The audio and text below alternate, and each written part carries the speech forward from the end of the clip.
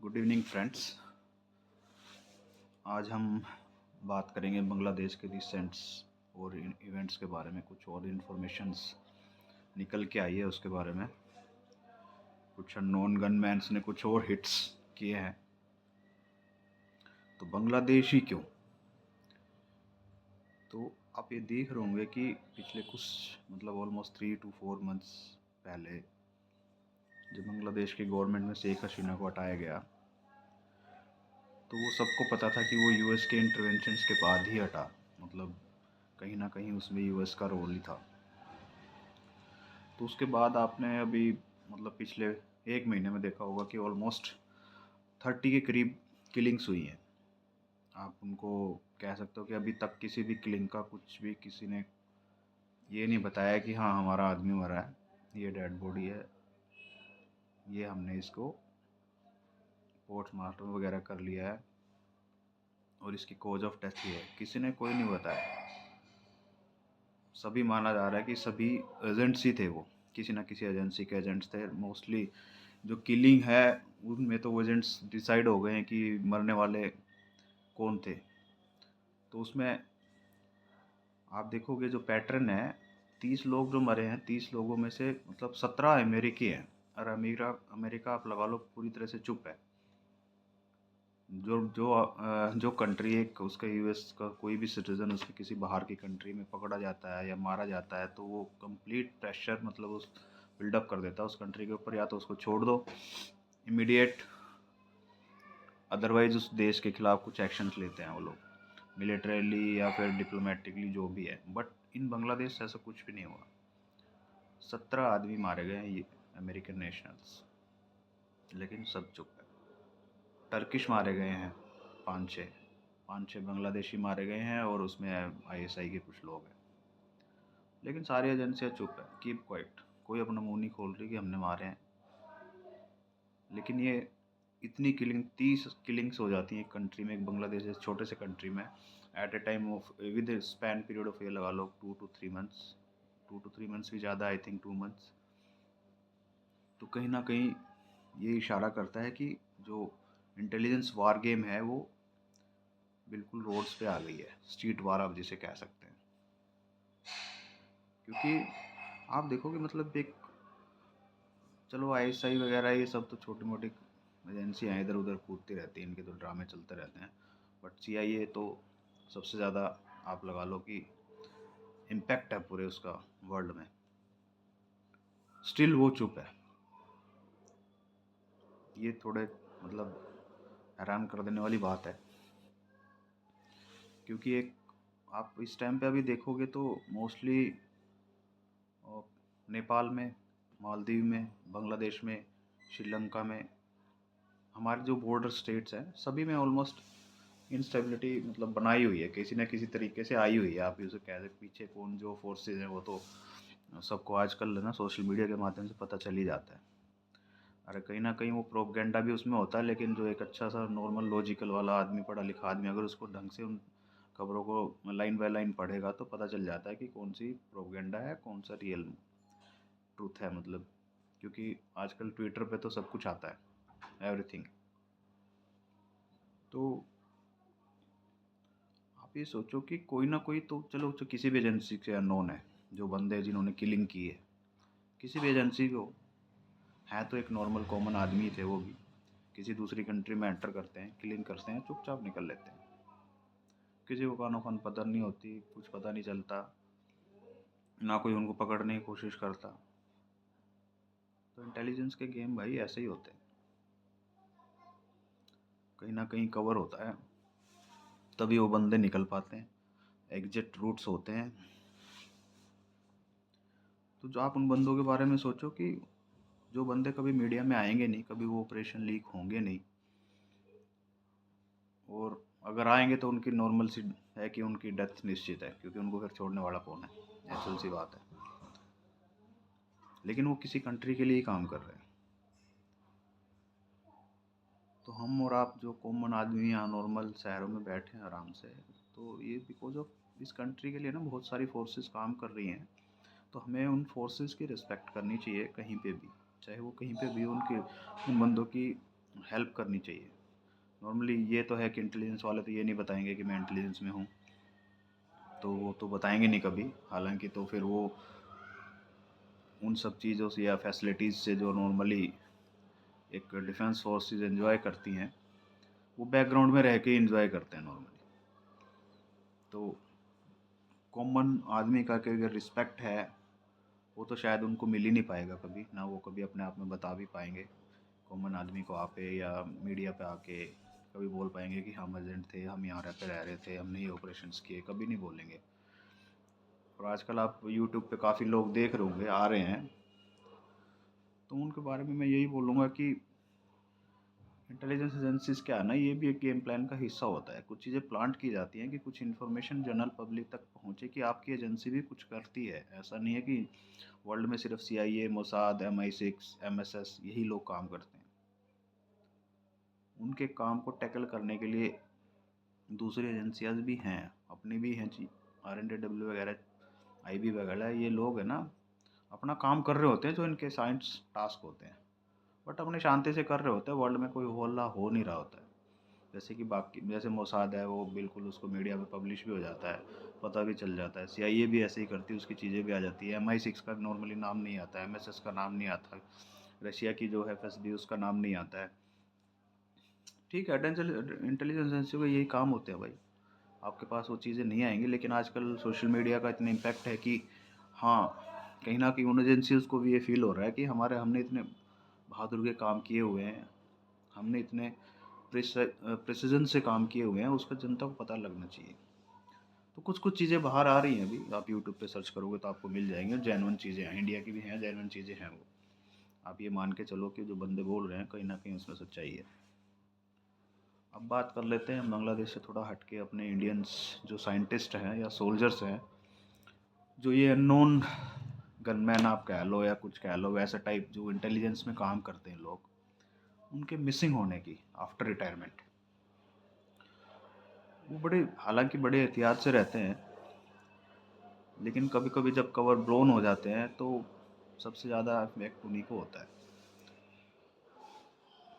कुछ केसेस हुए हैं जो फॉरेंस में हुए हैं, हालांकि टैकल किए गए हैं वो अच्छे से। मैं ये नहीं बोलूँगा कि सारे इंटेलिजेंस ऑपरेशंस थे, मेरे को सब पता है, ऐसा नहीं है, बट कहीं ना कहीं इंडियन गवर्नमेंट के इंटरवेंशन से वो चीज़ें हुई हैं, एंड कुछ अपने लोग इंडिया वापस आए हैं। मीडिया में भी आया था वो चीज़ें, तो साइलेंटली उसको दबा दिया गया, या दबा क्या दिया गया, उसको कम महत्व दिया गया बाकी की न्यूज़ वगैरह की वजह से। अभी आपने सुना होगा कि अभी तो उसका तो कहीं न्यूज़ पे दिखाई नहीं रही, बेचारे का एक मेजर जेटली है, एक एक्ट्रेस थी सेलिना जेटली, उसकी बहन थी वो। तो वो अपने भाई को इतने मतलब 1 साल हो गया ऑलमोस्ट, आज लास्ट सितंबर 2024 से वो UAE में, मतलब एक तरह से आप बंद है उनकी जेलों में, लेकिन उन्होंने कभी डिक्लेयर नहीं किया। हालांकि वो किडनैप किया गया है एक पटेल मॉल के सामने से, जो अगर सेलिना जेटली के स्टेटमेंट देखें तो वो न्यूज़ कितने लोगों को पता है। तुम्हारा एक रिटायर्ड बंदा, पैरा एसएफ में था वो बंदा, major Vikram Jaitley, para SF का बंदा था, ट्रेंड सोल्जर था, प्राइवेट कंपनी में काम कर रहा था UAE में। somebody picked it, उसको मतलब शाम को टाइम पे शायद पिक किया गया, जैसा न्यूज़ रिपोर्ट्स में है। लेकिन वो इंडिया में कहीं न्यूज़ नहीं है, 1 साल हो गया उस बंदे को, काउंसलर एक्सेस तक नहीं है अभी तक, आप ये सोचो। तो कहीं ना कहीं इंडियन गवर्नमेंट को अपने बंदों के लिए थोड़ा और एक्टिव होने की ज़रूरत है। इसमें भी, इस पर्टिकुलर केस में भी अभी सुप्रीम कोर्ट शायद इंटरवेंशन ले रही है, तो मिनिस्ट्री ऑफ एक्सटर्नल अफेयर्स अभी कुछ काम कर रही है काउंसलर एक्सेस के लिए, हो जाएगा शायद कुछ दिनों में। बट आप ये देखो कि 1 साल लग गया उस चीज़ को। एक नॉर्मल से वो कोई इंटेलिजेंस का आदमी नहीं था, पैरा एसएफ का मेजर था, अपना काम कर रहा था रिटायरमेंट के बाद। लेकिन किसी ना किसी मोटिव से, बहुत सारे मोटिव्स होते हैं, जो आर्मी का बंदा होता है ना, या डिफेंस फोर्सेस का कोई बंदा कहीं काम कर रहा है, बाहर काम कर रहा है, तो ईजी होता है टारगेट, बहुत ईजी होता है टारगेट, पकड़ लो उसको, बना दो, दो मारो थप्पड़, बता तू ये तू जासूस था, उसके स्टेटमेंट दे लो, बहुत ईजी होता है ये चीज़ें करना। तो कहीं ना कहीं मतलब आफ्टर रिटायरमेंट या बाहर जब भी हम काम करते हैं, हमारे रिटायर्ड फौजी, उनको थोड़ा सा ध्यान रखना चाहिए। और कहीं ना कहीं इंडियन गवर्नमेंट्स को भी है ना, अपने बंदों को थोड़ा सा एग्रेसिवली प्रोटेक्ट करना चाहिए स्पेसिफिकली। सो सोल्जर्स बाहर जाके गायब हो जाते हैं। ये तो गायब तो नहीं हुआ है, एक तरह से गायब ही है, गायब तो नहीं हुआ, क्या बोल रहा हूँ मैं, गायब तो हुआ ही है, क्योंकि अभी तक काउंसलर एक्सेस नहीं है। किस रीज़न से पिक किया गया वो भी अभी तक यूएई गवर्नमेंट ने बताया नहीं। इतने अच्छे रिलेशंस यूएई गवर्नमेंट के पास होने के बाद भी हर से हम मतलब इंडियंस यहाँ से पागल हुए वो रहते हैं कि दुबई में सेटल होना है, यूएई में सेटल होना, टैक्स कम है, just for sake of some bucks of money, you can say it, that's it. और उसी देश ने हमारे एक विक्रम भाई को ना जस्ट बंद करके बैठा, रीज़न भी नहीं बताया, ना काउंसलर एक्सेस आज तक दी। कभी आप भी सोचो यार, आप दुबई में रहते हो, कभी देखा, कभी ये न्यूज़ पढ़ी आपने? नहीं पढ़ोगे आप, क्योंकि आपके पास लाई नहीं गई इन्फॉर्मेशन, आप तक वही पहुंचती है जो कोई पहुंचाना चाह रहा है। ये गेम ऐसे ही चलते हैं। तो मेरा इंडियन गवर्नमेंट से रिक्वेस्ट है, प्लीज़ इंटरवेन करें, उस बंदे को लेके आए इंडिया वापस। कोई गलती नहीं है, एक नॉर्मल सा मेजर है बेचारा, पैरा सब का था, अच्छी खासी देश की सेवा की उसने, बाद में अपने घर के खर्चों के लिए ही बाहर गया है, नेचुरली एक अच्छी लाइफ जीने के लिए ही, जो भी तो कर रहा था, कुछ और तो कर नहीं रहा था वो। नेक्स्ट हम बात करते हैं कि जो इंटेलिजेंस के गेम होते हैं वो जब ग्राउंड पे खेले जाते हैं ना, तो वो बहुत क्रूअल होते हैं। क्रूअल इन द सेंस कि किसी का मर्डर, किसी की किडनैपिंग, मेरे ख्याल से वो बहुत छोटी चीज़ें होती हैं, क्योंकि है ना, इंटेलिजेंस हो एजेंसीज को, या पैरा एसएफ, या जितनी भी स्पेशल फोर्सेस हैं, या फिर जैसे नॉर्थ ईस्ट में बहुत सारी फोर्सेस एफसा लगा हुआ था वहाँ से, तो आप लगा लो कि वहाँ पे शांति बनाए रखने के लिए इतनी सारी फोर्सेस की ज़रूरत पड़ती है। वहाँ पे तो इतने सारे उग्रवादी संगठन से, आज से अगर 20-25 साल पहले की बात करोगे तो आप यार, मतलब हर एक स्टेट में 10-10 थे, तो उनको कोई ना कोई तो शांत करेगा ना। उन शांत करने के लिए क्या, सामने तो रोड पे तो गोली मार नहीं सकते उनको, है ना। तो बहुत सारी आप पढ़ोगे न्यूज़, गूगल करके देखो, बहुत सारी अनडिस्प्यूटेड नहीं कहूँगा मैं, मतलब वो कभी सोल्व नहीं हुई किलिंग्स, कोल्ड केसेज ही रह गए वो। लेकिन अगर कोई टेररिस्ट मरता है ना, तो उस पर यार हमारे कॉमन आदमी को ना क्वेश्चन नहीं उठाना चाहिए फौजियों के ऊपर।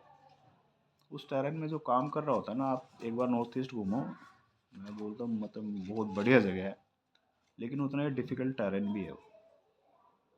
तो वहाँ पे कोई फौजी अगर काम कर रहा है, मेरे ख्याल से बहुत हार्श स्थितियों में काम कर रहे होते हैं वो लोग। शांति किसी भी हिस्से में है ना, टेररिस्ट है ना, आई लव यू बोल के नहीं की जाती। तो मेरा सिर्फ कॉमन आदमी से ये रिक्वेस्ट है कि यार, मतलब अपना, आप ठीक है ह्यूमन राइट्स की बात करो, उन फौजियों के भी ह्यूमन राइट्स की बात करो, जो बंदे वहाँ हैं, जो जस्ट एक कैंप से निकला नहीं कि हिट कर दिया। कहीं यूट्यूब में देख लेना, कोई बोल रहा है कि मतलब एक फौजी के ना, मतलब पूरे पकड़ लिया था उसको मार्केट में, मारा उसको, मारा भी कैसे, जिंदा था वो, उसके पूरी बॉडी में नेट बोल्ट डाल दिए। तो जो जिसने डाले, उनका कोई ह्यूमन राइट्स होना चाहिए। आप बताओ, आप सोचो, एक कॉमन मैन की तरह लोग उनके लिए बावड़े हो जाते हैं बिल्कुल, ये मार दिया, वो मार दिया। फौजियों ने कोई गलती कर दी हो तो भाई उसको तो सबसे पहले साला पुलिस में पकड़वाओ, एफआईआर कराओ उसके अगेंस्ट में। कभी कभी उनसे भी कोई, वो तो भी इंसान ही है ना, कभी कभी तो गलती हो ही जाती होगी उनसे भी, उसमें इतने सारे कमीशन बैठाने की क्या ज़रूरत है।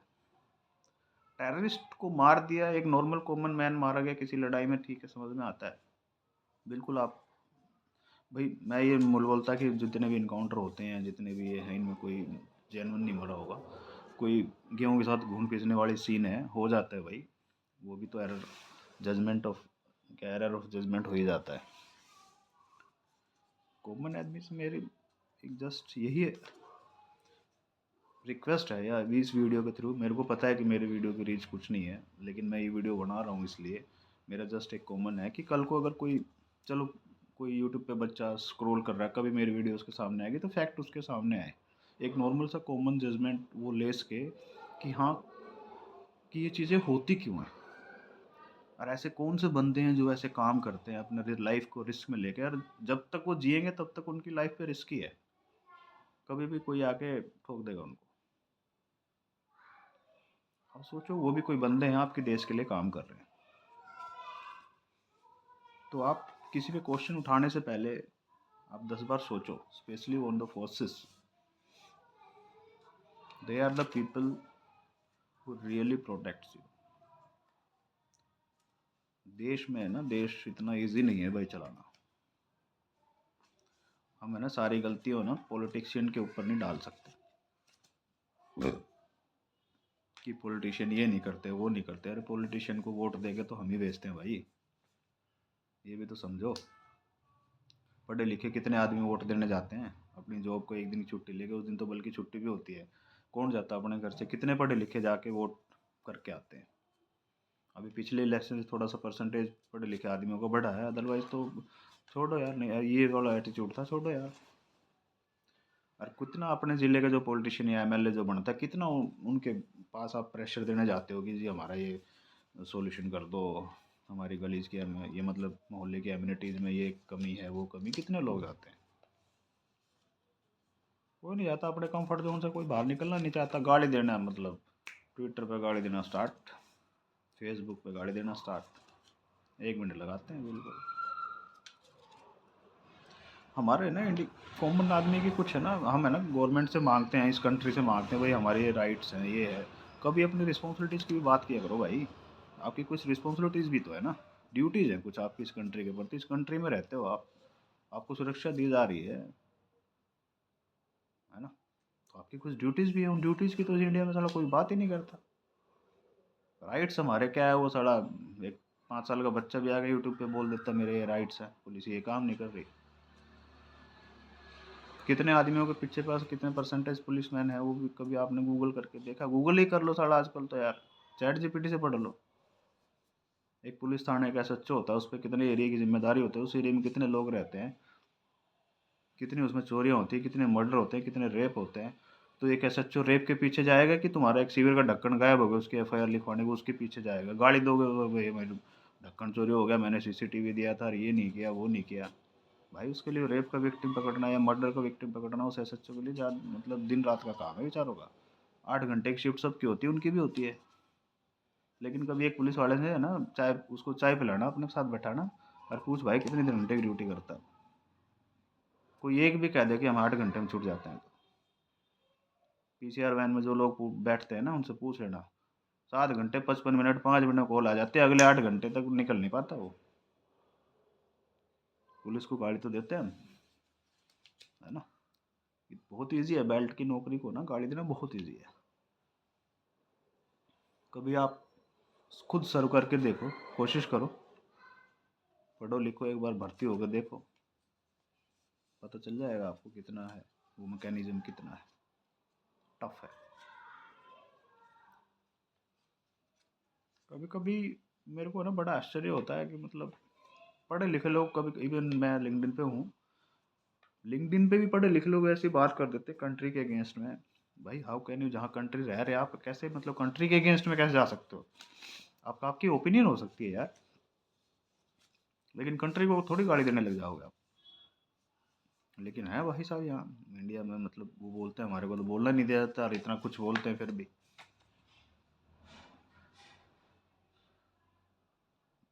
पाकिस्तान में कितने अननोन गनमैन ने कितने काम किए, कितने टेररिस्ट को उड़ा दिया, आपने कभी गूगल करके देखा? पाकिस्तान की न्यूज़पेपर पढ़ के देखे कि कितनी किलिंग्स हो गई है और उनकी पुलिस सोल्व नहीं कर पा रही है? सारे टेररिस्ट थे, एक भी साला पकड़ के देखो आप, न्यूज़ पकड़ के देखो आप, एक भी पिछले मतलब 2 साल में धक्का धक लोग हिट पे हिट किए जा रहे हैं। इंटेलिजेंस की एक बात बिल्कुल कान खोल के सुन लो भाई, उनकी है ना मेमोरी बहुत स्ट्रांग होती है। और मैं ऐसी कोई चीज़ नहीं बोल रहा हूँ जिससे, ये सब चीज़ें गूगल पे चैट जीपीटी पे सब जगह अवेलेबल है। मैं एक कॉमन बात कर रहा हूँ, क्योंकि मैं फोर्सेज में काम किया हूँ, इंडियन एयरफोर्स में काम किया भाई एज ए सार्जेंट, उस सिक्योरिटी मैकेनिज्म का हिस्सा रहा हूँ। तो मेरी उन कॉमन आदमी से जो भी इस वीडियो को कभी देखें, कोई जैन जी देखे, यही एडवाइस है भाई, अपने फोर्सेज की रिस्पेक्ट करो, उनको जितनी फैसिलिटी आप दे सकते हो दो। कोई एक आदमी ने किसी फौजी ने कहीं गलती कर दी होगी तो उसको इनडिसिप्लिन का मतलब एग्जाम्पल मत बनाओ। इंडियन मिलिट्री बहुत बड़ी है। मैं तो इवन जो पैरामिलिट्री फोर्सेज हैं, पुलिस फोर्सेज है, अरे भाई बहुत प्रेशर में काम करते हैं वो। आपने देखा ही कहाँ है, कुछ नहीं, आप तो जूगल करते ही नहीं। कभी एक एसएचओ के साथ चाय तो पियो, बैठो उसके साथ, कोई फ्री मिल जाए तो बता देना, कोई एसएचओ फ्री मिल जाए तो। कोई नहीं मिलेगा, इतना प्रेशर है उनके पास।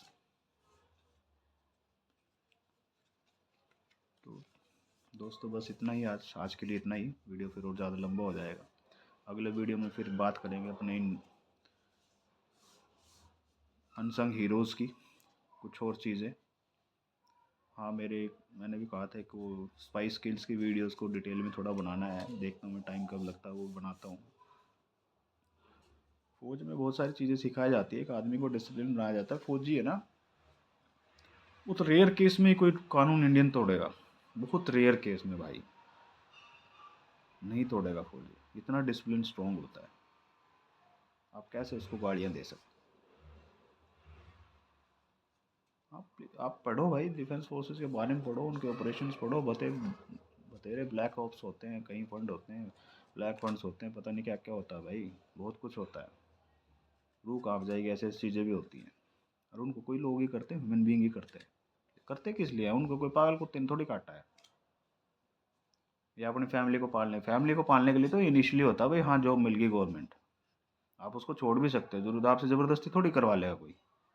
फौज की जॉब भी ज़बरदस्ती नहीं करवाएगा, पुलिस आएगी पकड़ के ले जाएगी, फिर जाएगा, फिर पकड़ के ले जाएगी, फिर जाओगे, फिर पकड़ के 3 बार जाने के बाद आपको फौज से निकाल देंगे। एंजॉय करो भाई, तुम्हें प्राइवेट ही कुछ करना है तो कर लो, ज़बरदस्ती थोड़ी कोई रखेगा।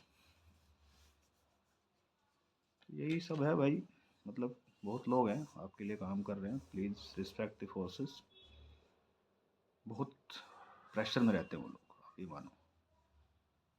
अगली वीडियो में कुछ और चीज़ें डिस्कस करेंगे। Thank you, bye bye.